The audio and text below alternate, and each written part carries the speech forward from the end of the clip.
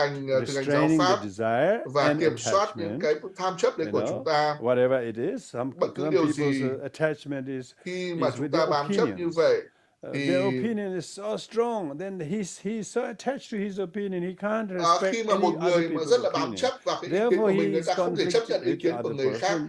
dẫn đến cái sự xung đột với người khác, bởi vì cái người đó rất là gọi là bảo thủ đối với quan điểm của họ, họ bám chấp vào quan điểm của họ, họ không chấp nhận quan điểm của người khác. So therefore, the first root Do of vậy affliction là is cái điều đầu tiên, cái khổ đau đầu tiên, attachment. đấy chính là cái tham chấp. You could Chúng have a ta desirous có attachment to thể objects, có cái sự tham chấp về một paraphernalia, đối tượng nhưng mà some chúng ta quen gadgets, thuộc.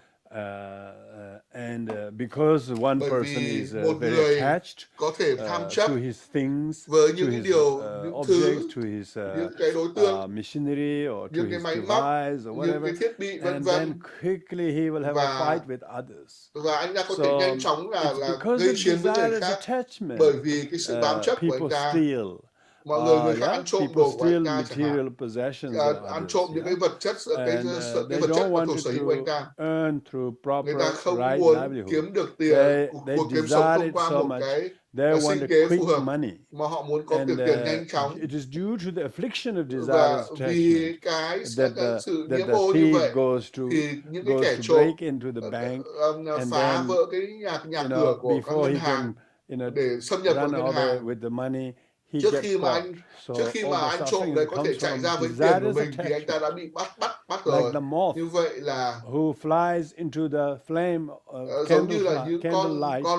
con bọ She desires bay the vào cái ngọn đèn candle sáng. light. She doesn't know Con bọ it is thì fire. She thinks it is con something thiêu thân thì nó fantastically rất thích beautiful. cái ánh sáng của cái So đèn, she's so và nó bay desiring the vào, very undesirable nó bay flame, vào cái ngọn đèn, ngọn nến, và nó and tham she muốn will cái ánh try sáng very đó, hard và nó rất to cố gắng fly rất là mạnh into mẽ and getting để nearer to the bay flame. chạm tới cái ngọn And lửa, she's so attached to và nó rất là to bám the chấp color of the vào cái màu object's sắc appearance of của flame. cái đối She tượng xuất doesn't hiện trong know ngọn it's lửa. flame and Nó không biết fire được rằng and ngọn will lửa incinerate her. và ngọn lửa But sẽ yet, thiêu đốt cháy nó. that's exactly Đó what the chính moth là does not cái know. con thiêu So thân that không biết is được. afflicted Đó emotion chính là cái cảm is xúc from the đau moth khổ, nhiễm is ô to của con think thiêu the thân, flame is khi mà nghĩ beautiful rằng and then ngọn fly lửa là rất into là it đẹp và only bay to vào become ngọn lửa incinerated. và trở nên bị thiêu So đốt. many people, if Vậy not rất là nhiều người, majority people, are phần lớn mọi often người incinerated, đều gọi destroyed là by their tự sát desire thông for qua power, cái tham chấp possessions,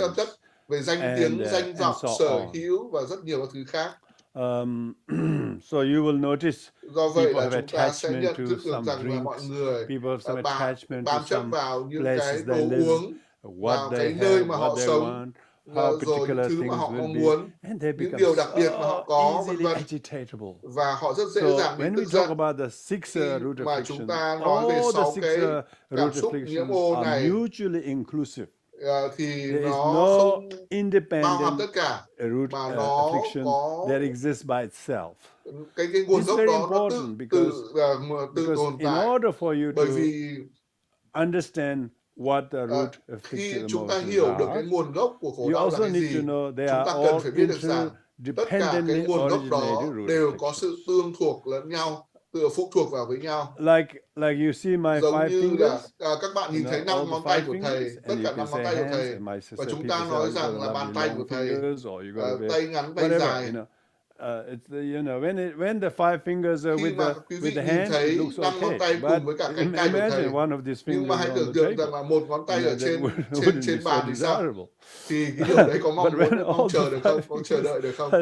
sticking with the hands, we might even shake the hands. Chúng ta nhìn But thấy if bàn tay there's là a chúng ta single có thể finger is bắt on the tay, table, nhưng will mà you nếu go mà and có shake một the ngón hands tay, with the một ngón finger? tay ở No. trên bàn tay, liệu chúng ta có bắt People tay will với be một ngón tay scared. không? Thực ra mọi người sẽ rất kinh sợ.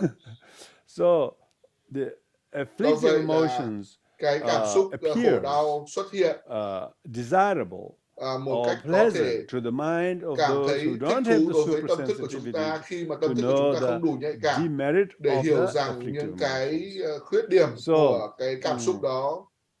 All sentient beings Tất cả in các chúng desire sinh ở trong and cõi dục giới in this form realm, và formless cõi sắc realm, giới và all cõi the vô three sắc realms of existence have this đều have có this cái desire. tham And muốn, some, đều có cái of tham course, muốn như the vậy. form and formless Tất realms nhiên là level cõi of sắc giới desire và is vô sắc much giới more subtle.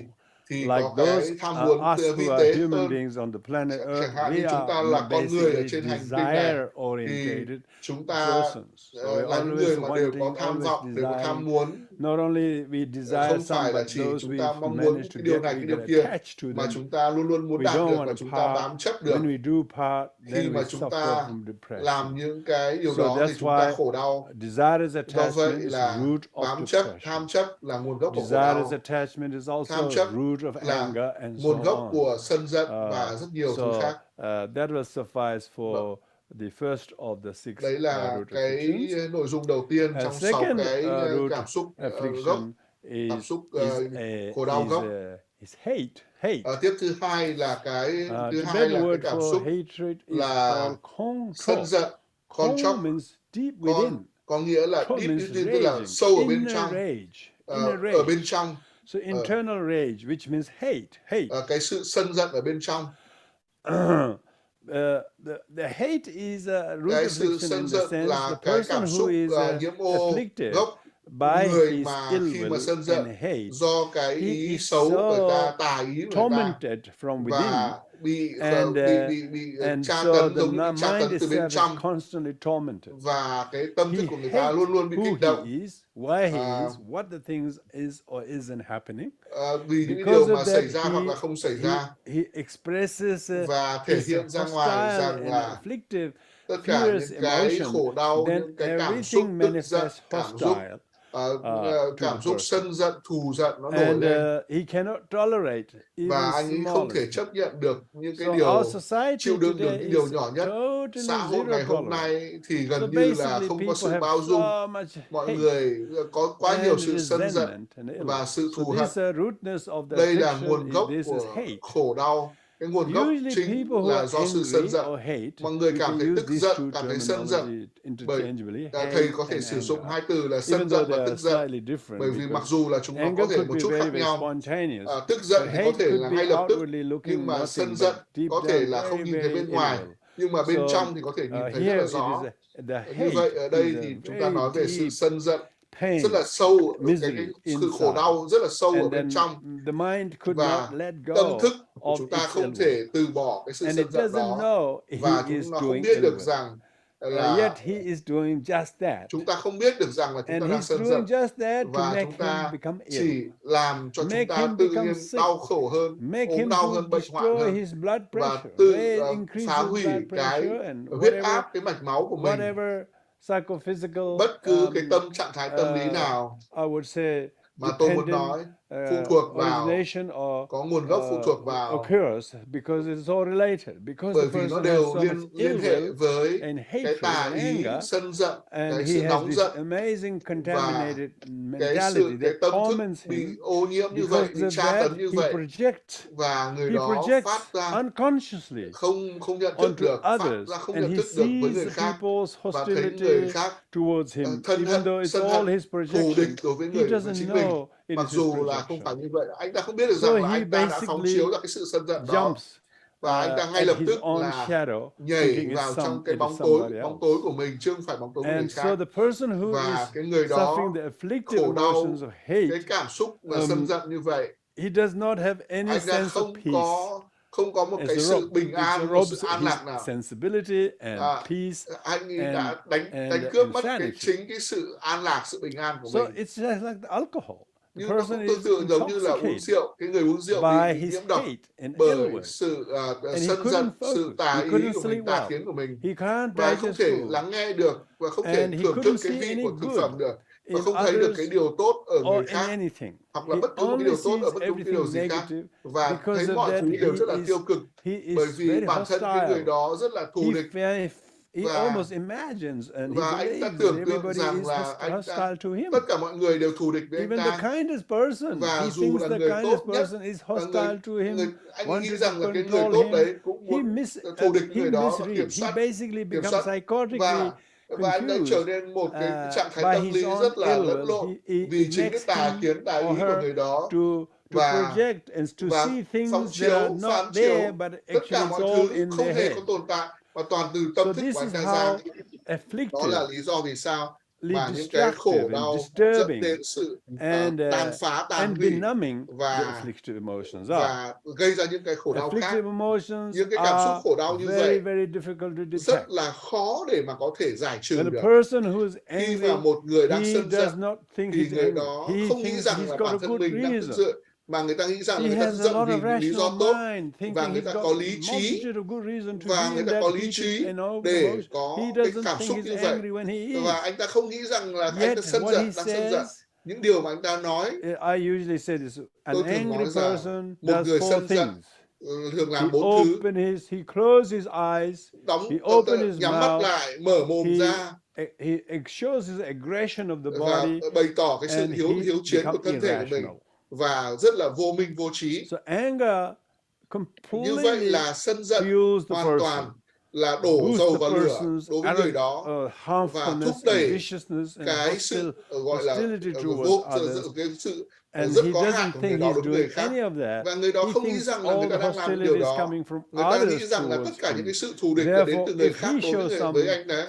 Và anh ta nghĩ rằng mọi cái điều anh ta làm hoàn toàn có thể lý giải được, và anh ta không thấy được tất cả mọi thứ, tất cả những cái điều mà xảy ra đối với anh ta đều là khiến cho anh ta trở nên rất là tệ hại như vậy.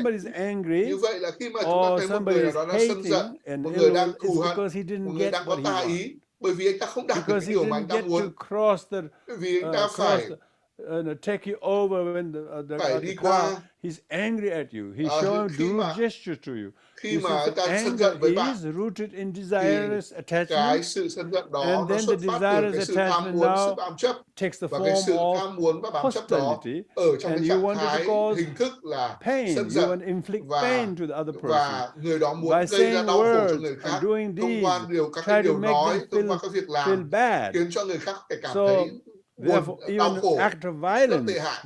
Và những hành động đầy bạo lực bằng thân thể, bằng lời nói, bằng sự thể hiện các cái tà ý, tà kiến của mình, cái sự sân giận của mình, sự thù hận của mình. Khi mà một người đang trải qua những cái trạng thái vân vân bên trong như vậy, thì những người đó đang khổ đau vì đang khổ đau ở bên trong. Chúng ta khổ đau rất nhiều lần vì cái việc mà chúng ta nắm giữ cái sự sân giận như vậy, chúng ta duy trì cái sự sân giận như vậy. Và cái mục đích sân giận là hoàn toàn là ích kỷ, hầu đời rất là trẻ con. Mặc ra người đó không hề biết được rằng đó là sự ích kỷ, đó là sự trẻ con. Người đó cứ nghĩ rằng là mình sân giận vì có những lý do phù hợp, lý do đúng đắn.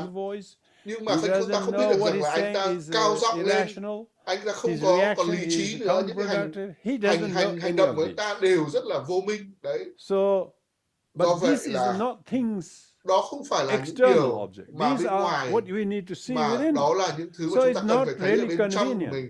Như vậy nó rất là không thuận lợi để có thể nhận được cái sự sân giận, cái sự thù ghét, cái sự tà ý khi mà chúng ta đang diễn ra. Khi mà một cái sợi tóc ở trong mắt của chúng ta nó sẽ làm chúng ta đau, chúng ta sẽ nhận thức ra ngay lập tức đó là sự sân giận. Nhưng mà cái sợi tóc ở trên bàn tay của chúng ta sẽ không nhận thức được rằng là cái sợi tóc trên bàn tay của chúng ta, bởi vì chúng ta không ý thức được điều đó. Như vậy là khi mà chúng ta ý thức được về khổ đau, chúng ta ghi nhận, chúng ta nhận thức được điều đó, mức độ cái sự tổn hại của cái khổ đau đó, thì chúng ta sẽ không còn vô minh nữa. Khi mà chúng ta ý thức được sự tham chấp, chúng ta ý thức được cái sự lỗi lầm của cái tà ý, của cái điều sai trái đó, những cái điều sai trái mà người khác nói, những cái điều khác sai trái mà người ta làm, chúng ta muốn giúp đỡ người đó, bởi vì cái điều mà người ta làm, điều đó với tôi năm ngoái, người ta nói làm điều này năm ngoái, người ta làm điều này với người kia. Tất cả những cái sự kết nối thù hận như vậy đối với những đối tượng hiện tại, với những người mà chúng ta yêu quý, bị làm hại bởi những người này 1 năm trước đây, nhưng mà chúng ta vẫn có cái sự thù giận với người đó.